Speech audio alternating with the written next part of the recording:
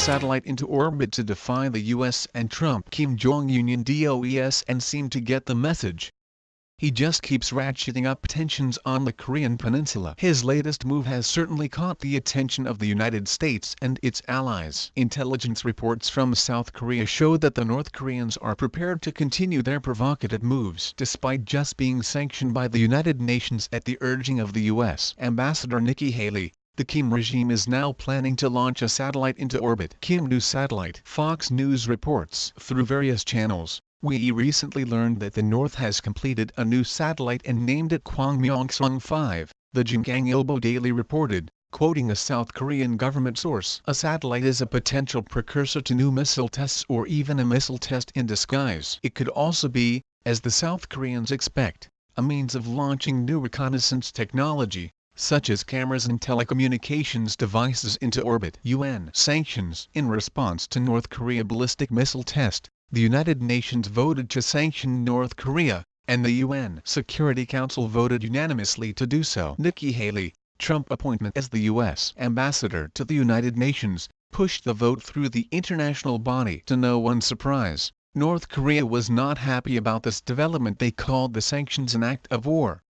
Reuters reports the latest UN sanctions against North Korea are an act of war and tantamount to a complete economic blockade against it, North Korea Foreign Ministry said on Sunday, threatening to punish those who supported the measure. North Korea ballistic missile launch, which demonstrated that North Korea could reach the continental United States, came after a nuclear warhead test in September of this year. Kim seems to be fixated on attempting to intimidate South Korea, the United States, and other allies in the region. China, of course, is the exception to this rule. What next? How soon would the launch take place? It unknown, but as the right scoop opines, Kim Jong-un's birthday is coming up, and it was celebrated by a launch last year. The February 2016 launch occurred just days before the birthday of the country's former leader, Kim Jong-il. It would certainly seem reasonable to expect they are going for the same thing again. If this prediction is true, the Trump administration has just about a month to prepare its response to Kim Jong-un's launch. Any effective response,